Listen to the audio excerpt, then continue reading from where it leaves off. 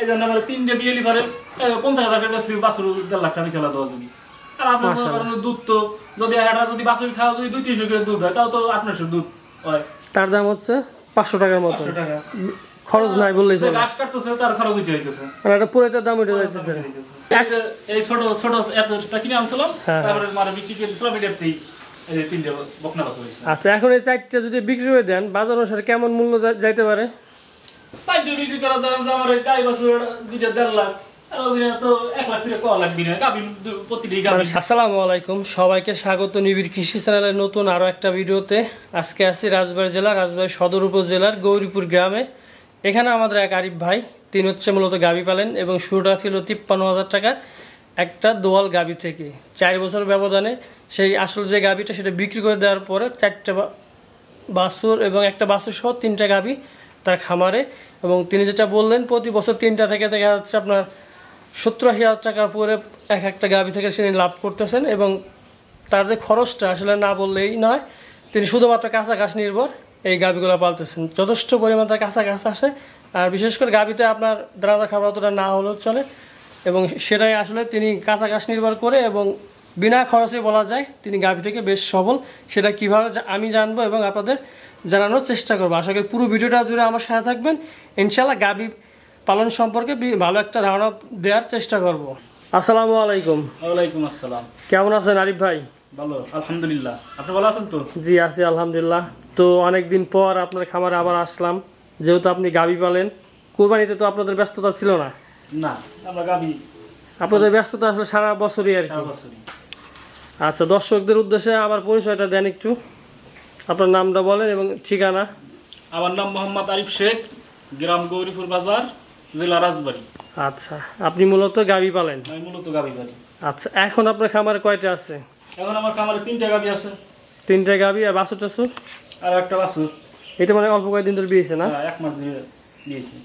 আচ্ছা, তো আপনার শুরুটা আগে জানতে চাই, শুরুটা আসলে কিভাবে এই গাবিতে আসা বা এই খামারটা শুরুটা কেমন ছিল? শুরুটা আমার এই যে পয়লা যে এই গাবিটা আমি কিনে আনছিলাম, এটা বাছুর, এর থেকে আমার এই 3টে বাছুর হইছে। মানে এটার থেকে নাকি এর মা থেকে? এটা থেকে, এটা হলো মা, এটা থেকে আমার 3টে বাছুর হইছে। এটা থেকে 3টে হইছে। হ্যাঁ, ওই পিছনে 2টা এবং এই ছোট একটা। কতদিন ধরে মানে এই 4টে হইতে কতদিন সময় লাগছে? 4 বছর। 4 বছর। আচ্ছা, ওই পাশে ওই দুটো কি প্রেগন্যান্ট নাকি? হ্যাঁ, ওই দুটো প্রেগন্যান্ট। কয় মাস চলে? এটা 5 মাস, এটা 2 মাস। আচ্ছা, তো অনেকে ষাঁড় গরু পালে, আপনি গাবি পালেন, এই দুটার মধ্যে কারণ কি আসলে? আপনি ষাঁড় না পেলে গাবি পালেন? ষাঁড় গরু তো হলো খরচ বেশি। আচ্ছা, রাহি খাবার খাওয়ান লাগে, আর আমি এদের শুধু ঘাস খাওয়াই। আচ্ছা, পালি, এদের কোনো খরচ দেয়। আমার বাড়ির ঘাসি ঘাস আছে, বাড়ি পুড়ে টুড়ে হয়, এগুলো মনে করেন যে দানাদার খাবার খাওয়ান না? দানাদার খাবারটা আমি কিছু খাওয়াই না, এতেই আমার আল্লাহর রহমতে শুধুমাত্র কাছাকাছি খাওয়ান? শুধু কাছাকাছি লাগাই ঘাস আছে। আচ্ছা, এই 4টা গরুর জন্য বর্তমানে ঘাস আছে কতটুকু আপনার? 4টে গরু বর্তমানে 1 পাই ঘাস আছে। ঘাসে কি হয়ে যায়? ঘাস হয়, বাইরে তো কিছু কাটি। আচ্ছা, এমনি খড়টার খাওয়ান? খরচের সময়, শীতের সময় যে সময় ঘাস কম, ওইটাও তো দেখা যাচ্ছে আপনার বাড়ি উৎপাদন করা, কিনেন তো আর না? না। আচ্ছা, আপনার গাবিটা কি মানে বছর বিয়ে যেটা বলে সেটা সেরকম নাকি? হ্যাঁ, আমার গাবিটা বছর বিয়ে। প্রতি বছরই বাছুর দিয়ে দিচ্ছে? এবং তো 4 বছর হয় নাই? না, 3টেই বকনা বাছুর। আচ্ছা, মাসে তা তো আপনার বাড়তেছে আর কি। হ্যাঁ। তো পিছনে যে 2টা আছে ওই 2টা কি বিক্রি করার নিয়ত আছে নাকি? দেখা যাচ্ছে অনেকে তো দেখা যাচ্ছে আপনার বাচ্চা হলে পরে বিক্রি করে দেয়, এরকম চিন্তা ভাবনা আছে নাকি? এখন আমার একটা ছিল যে 4টে গাবি হলে পরে তারপরে যেটা ওইটা বিক্রি করবো। তাই আল্লাহর রহমতে আমার এই বকনা বাছুর যে 4টে হয়ে গেছে। আচ্ছা, ছোটটা সহ 4টা? হ্যাঁ, এখন যেটি হবে ওইটা আবার বিক্রি করে দেওয়া লাগবে। তাছাড়া তো আর এত পালা তো আর সম্ভব না।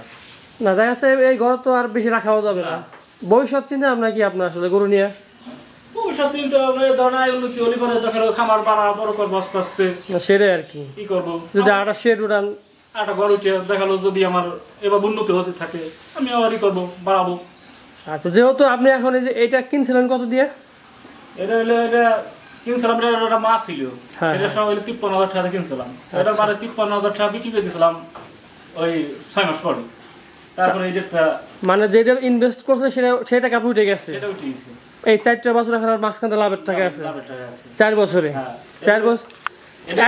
এই ছোট ছোট এতটা কিনে আনছিলাম, তারপরে মারে বিক্রি করে দিয়েছিলাম, এটাতেই এই 3টে বকনা বাছুর হইছে। আচ্ছা, এখন এই 4টা যদি বিক্রি করে দেন বাজার অনুসারে কেমন মূল্য যাইতে পারে?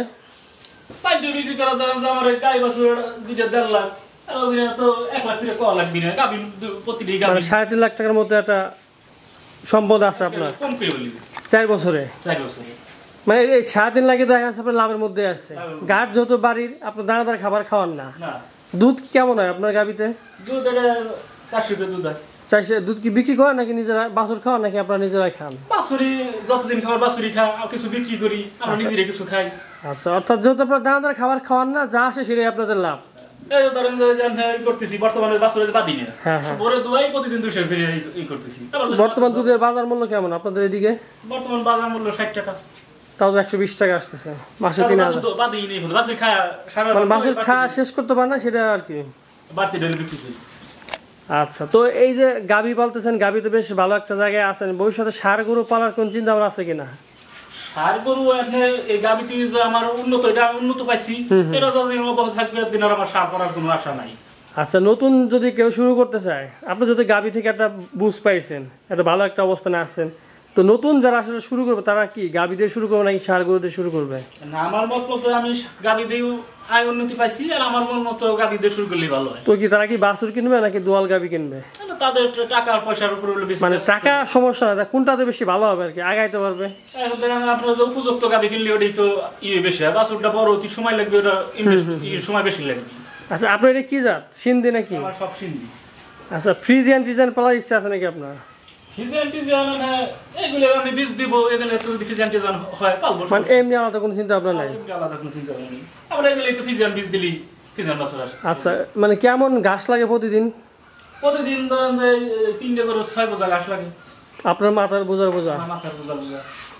আর গাবি গো তো আপনার খালি ঘাসটা ঘাসটাই তো আমি খাওয়াই, ঘাসটা আমার বেশি লাগে। আর যারা ধরেন যে হাতে দানাদার খাওয়া বিকেল 4 বোঝা 3 বোঝা ঘাস লিয়ে খেয়াল করে খাওয়াবি। আমরা তো শুধু ঘাসের উপর নির্ভর, আমার তো আর বাড়তি কোনো টাকা পয়সা খরচ করতে হবে।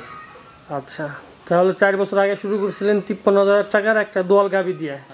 সেই গাবিটা 53,000 টাকা বিক্রি করে দিয়ে এখন 4টা। ওইটার থেকে আসলে এখানে আমার কোনো ক্যাশই নাই, পাউডার খায় গরু ক্যাশ ছাড়াই 3.5 লাখ 4 লাখ টাকা সম্পদ 4 বছর ব্যবধানে। আচ্ছা, তাহলে আর সামনে চিন্তা হচ্ছে যদি এভাবে চলতে থাকে বড় একটা সেট করবেন আপনি। আপাতত ছোট ঘরে দিচ্ছি, বড় ঘরে আরো বাড়াবো যদি আমার এই জাত অব্যাহত থাকে। আমি তো খুব উন্নতি হয়েছি। আচ্ছা, যেহেতু আপনি এই যে এরকম জাতটা সহজে পাওয়া যায়, যে বছর বিয়ে গাবি তো সহজে পাওয়া যায় না, এটা আপনার কমালটা একটু ভালো আছে।